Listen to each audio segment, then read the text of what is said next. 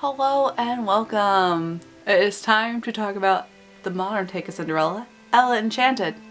Ella Enchanted was released by Miramax Pictures, which was owned by Disney at the time, so this is why it still counts underneath the Disney umbrella, in 2004. And I did see this in theaters, and I have loved this film since I saw it the first time. It is just a fantastic camp fest, and they do it so well. It's a modern take on Cinderella, but at the same time there's so much differences in the film, and it's based on a book as well, that makes it stand out completely different from Cinderella, and I really love the take that they put onto it, and I love how unique a story it is, and every little point of the story is fantastic.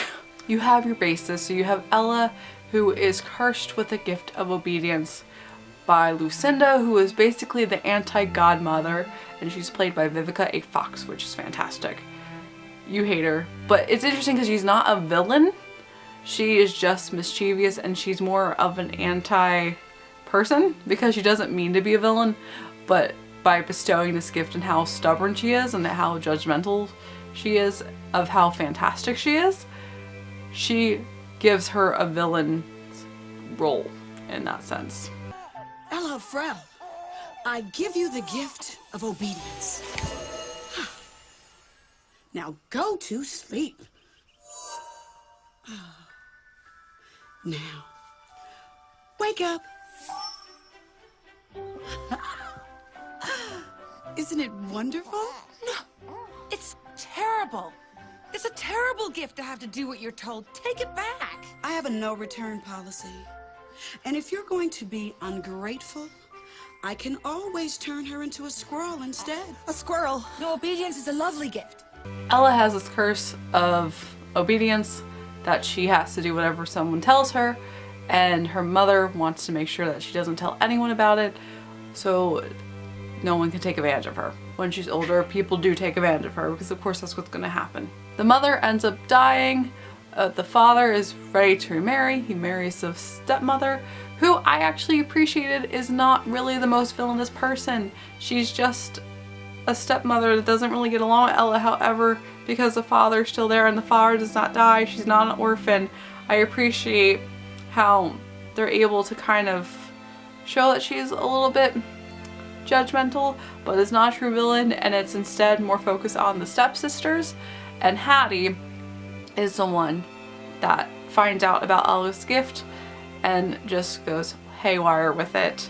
And there's this weird, again, I feel like it's a unique villain system where they're not the true villain. The true villain is Edgar, but he is the stand-up villain. However, there's a group of lesser villains that aren't really villains, but they contribute to the story to bring in Edgar's plan into action. There are so many stars in this film. You have Anne Hathaway, you have Minnie Driver again, who was Jane in Tarzan, and now she's in this. Vivica A. Fox, Heidi Klum. Heidi Klum is in this movie, and I watched this film dozens of times over the years, and when I was watching it again, I'm looking at the giant being like, oh, she sounds like Heidi Klum. Does not look like her at all compared to what she looks like now.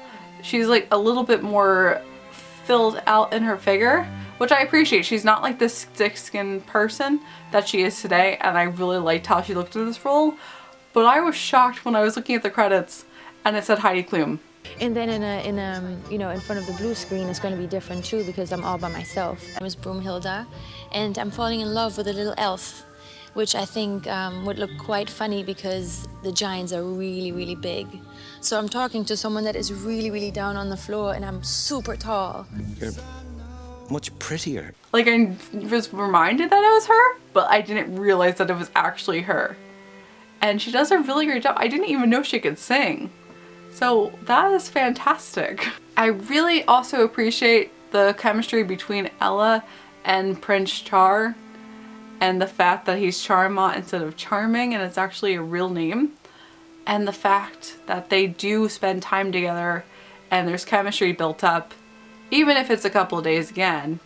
It's quick, but I really appreciate that they do spend time and that she was personally invited to the ball.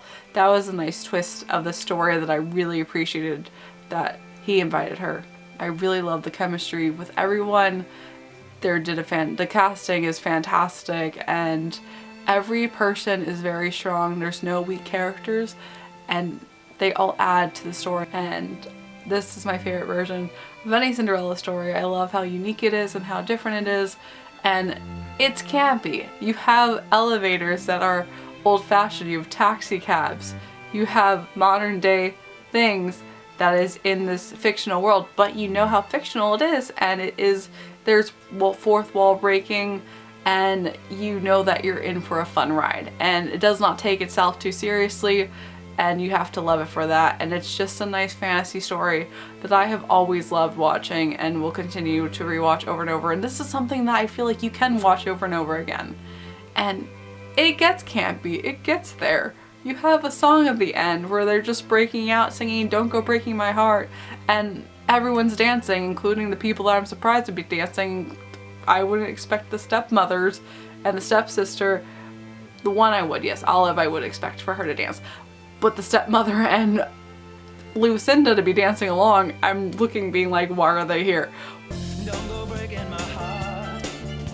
Don't go breaking your heart. Don't go breaking my heart. Don't go breaking my heart. Don't go breaking your heart. Don't go breaking my heart. Don't go breaking my heart. But it works. You're not gonna think about things, and it's just a fun time to escape. And that's what this film is all about, is even though it tells you a wonderful story, it sends you back to reality at the end, and it does say that at the end, and I really appreciated it. It's wonderful. It's fantastic. If you haven't seen it, you should give it a watch. This is another film where if you haven't seen it in a while, go watch it again. And we're gonna continue tomorrow with some more love films.